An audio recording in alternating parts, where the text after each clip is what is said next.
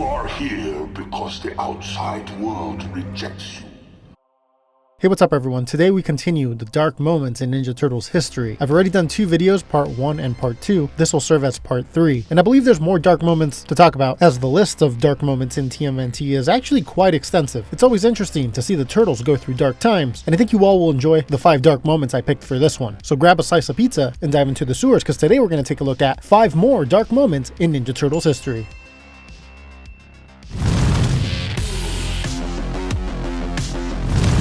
Number 1. Splinters Forced cannibalism in the Mirage comics. The City at War arc is a 13-part story from the old black and white Mirage comics. It's what closes out volume 1 of the books, and it's full of dark moments. But one dark moment that stuck out with me after reading it was what happens to Splinter. Splinter for the first few issues can be seen meditating in a forest. It keeps cutting to this. As all the other larger events from the story unfold, we see that something is on his mind and is preventing him from concentrating. Eventually we see he found himself exploring an abandoned factory.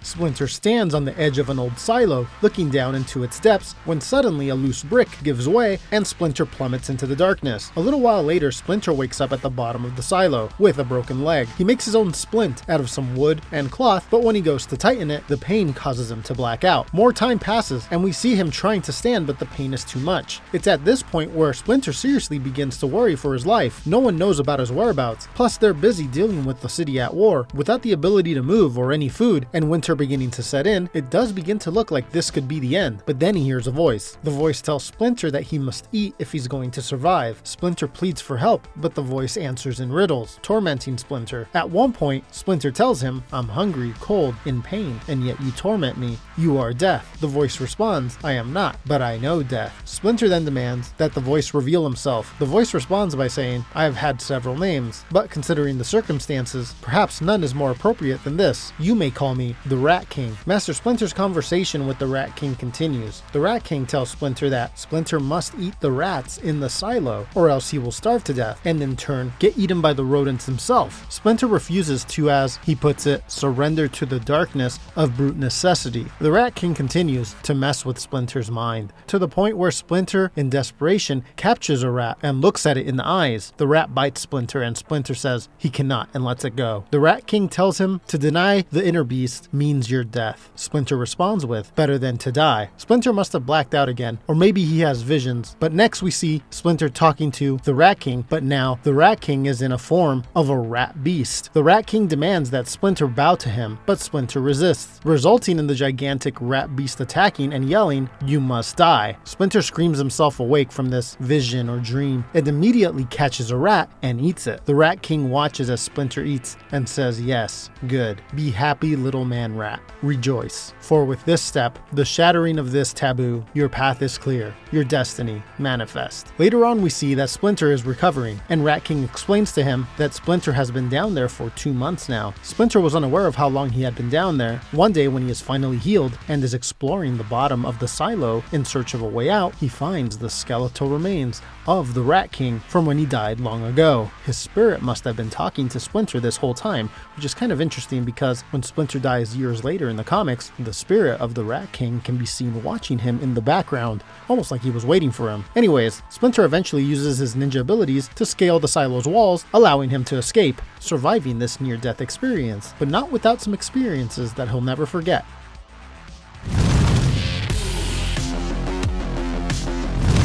Number 2. Shredder kills his own father in the IDW comics. You see, at one point before Oroku Saki, or the Shredder, was born, the Foot Clan was led by a man named Takashi Tatsuo. He was committing atrocities in order to receive an elixir from a demon in order to remain immortal. Shredder's father, Oroku Maji, who was part of this clan at the time, saw what was happening, and it didn't sit right with him that they were having to do all these bad things in order for their leader to remain immortal. One day, Maji, along with a group of more soldiers that felt the same way, confronted Tatsuo before he could take his elixir. So he was starting to age into a withered old man due to not taking this potion, and so faced off with Maji in this condition. Tatsuo died in the fight, but the witch, as they called her, or Kitsune as we know her, who was the one bringing Tatsuo the elixir, was upset by all this and vowed revenge on Maji. We find out later that Maji ended up having a baby boy. His name was Oroku Saki. Although we find out out later that this is Tatsuo reincarnated. Maji became concerned as he started seeing signs of Tatsuo in his own son, and so he tried to hide it from him and raise him up as a normal boy. As Saki grew up, he always felt he was destined for something greater, and one day his father told him that he would have to share leadership of the Foot Clan with Hamatoyoshi, or Splinter, before he became a rat. Anyways, this made Saki angry. He felt he deserved it all to himself, and this started him on a dark path his father always feared. Kitsune, or the witch, would eventually begin to appear to him, calling him by his name and his old name, showing him things that his father had hidden from him. This caused Saki to run away into the mountains. Saki's father came to the realization that this will destroy the Foot Clan, and so took steps to stop his son. He sends foot soldiers to capture him, but not kill him. But one of the soldiers, when attempting this, suggests that the orders were to try not to kill him, and sliced Oroku Saki's face in their encounter, giving the Shredder his scar in this version. Oroku Saki felt betrayed by this, as in his eyes now the men that his father sent were trying to kill him. Saki, full of rage, kills all the men, and Kitsune acknowledges that yes, his father had betrayed him. It's around this time when Oroku Saki starts remembering that his father had killed him in a past life as well. So one night when his father was meditating, Saki confronts him and tells him he knows everything about their past. His father pleads with him that he was only trying to help, but Oroku Saki was not having it and killed his father. He later told the Foot Clan that his father was killed by an assassin in the night and that the Foot Clan will be restored, but that he would now be the sole leader, pretty much canceling out the orders to share that responsibility with Hamatoyoshi. But yeah, that's why Shredder killed his father. Really dark moment. Let's see what the next one is.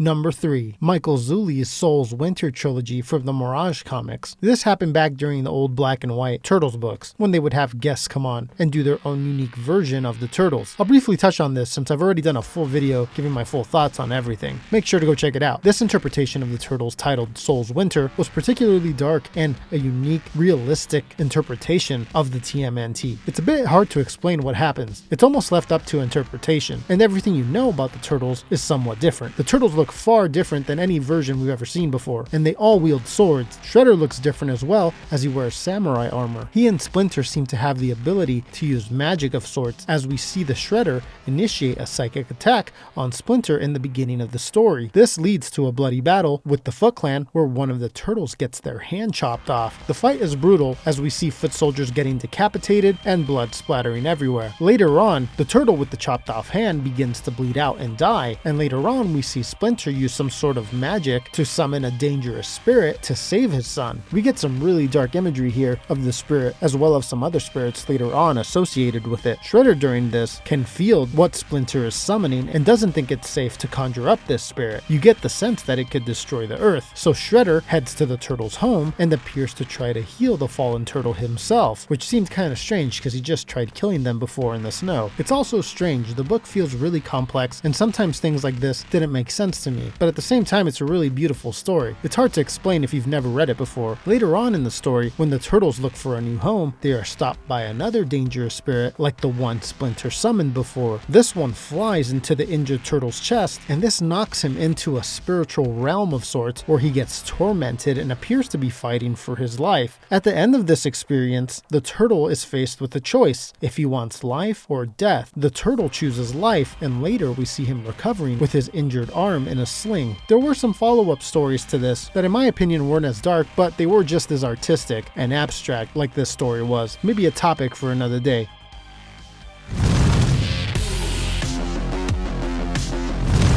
Season 5 of the 2012 Ninja Turtle show, its final season, was a bit different than the rest of the show. It took the Turtles on a bunch of side stories in unique places. The show was given a name change as well in this season, titled Tales of the Teenage Mutant Ninja Turtles. One section of this 5th season that I really liked, it's a pretty cool dark story, was the Mutant Apocalypse storyline. It's listed as 3 episodes: Wasteland Warrior, The Impossible Desert, and Carmageddon. But to me, all 3 stitched up is really a movie. It's different though, as it it presents the turtles in a way we don't see much. You see that it takes place in the future, that in the past, some type of mutagen bomb went off and now there's not a single human left on Earth. I'm not sure if everybody got mutated or if this killed a lot of people and only a few people got mutated, but I get the sense that it's the latter, considering there doesn't seem to be much civilization left. Anyways, you find out that when the bomb went off, the turtles were there, and at first Raphael describes it as only he and Donatello survived, although Donatello sort of did. He transferred his consciousness into a metalhead robot that he had set aside before his actual body was destroyed by the bomb, which is super dark to think his body got destroyed and he physically died like that. We see in some flashbacks that Leonardo was crushed or something, and later we're told that there's no way he could have survived the blast. And as for Michelangelo, I don't believe that we see what happened. Now in this post-apocalyptic future, an old bearded Raphael with memory problems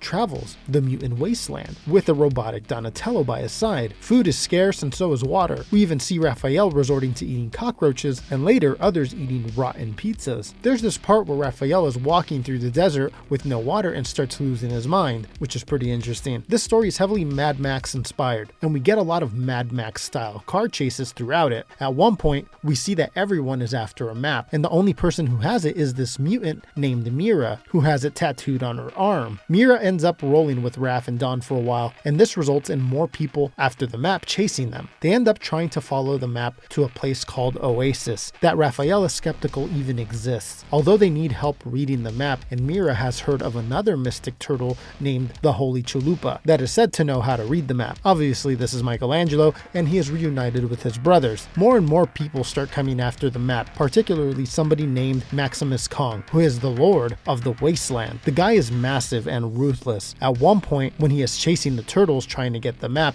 Raph stays behind to fight him so the rest of the crew can get away. The two fight it out for quite a bit, and Raph eventually knocks him down, knocking off his helmet. This is when we see that Maximus Kong is Leonardo, but something is wrong with him. He doesn't remember Raphael and keeps attacking him. Eventually, Raphael tells him that he loves him, and this is when Leonardo starts to remember who he was before the mutagen bomb went off. He recalls what happened when the bomb went off. He remembers trying to push Don, Mikey, and Raph to safety, but that he was caught up in the blast, and that it mutated him into this horrible thing, as he describes it, and that he was filled with rage. All four brothers are then reunited in this moment, and shortly after make it to Oasis, or Paradise as Mikey calls it. It seems to be the only place left on Earth with vegetation and water. It's a bittersweet ending. The heroes make it together, but all the stuff they went through is pretty sad and dark. You get one touching moment in the last scene as it pans up into the sky and we see the family how it used to be.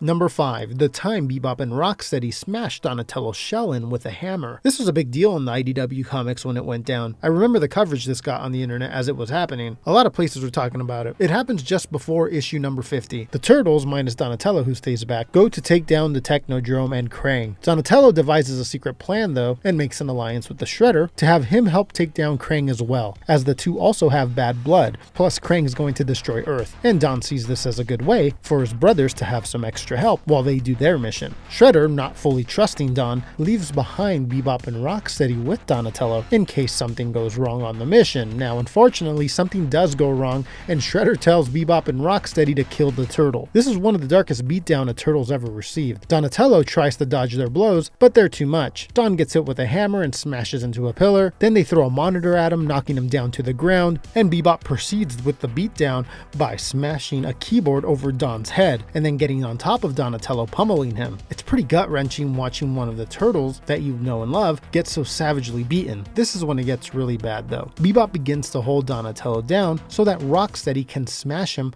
with his sledgehammer, and he does. It's brutal, it's bloody, it's dark. This destroys Donatello's shell, leaving him bleeding out and dying. Bebop and Rocksteady then leave as they joke about what just happened, and we see Donatello lying on the ground dying. It's sad to see the reaction of the rest of the turtles later when they arrive. They find Donatello Donatello, Raphael, begins to tear up as he clenches his fist with rage. Michelangelo cries on Leonardo's shoulder, and Leo just stands there stunned. All the while, Master Splinter holds Donatello as tears run down his face. A really dark moment in Turtles history that is resolved, by the way. I talk about it in the Donatello Dies in the IDW Comics video I did a while back. Go check that one out if you want more details on this one. But yeah, that's it. That's number 5. I hope you enjoyed the video of dark moments in Ninja Turtles history. More dark and bizarre moments coming. I think I might start doing them now as individual videos from here on out though, just to get them out there a little faster. So stay tuned, more to come. Thanks everyone for watching. Remember to follow the channel on all the social media pages, and I will see you guys in a little bit with another video. Take care. Armed.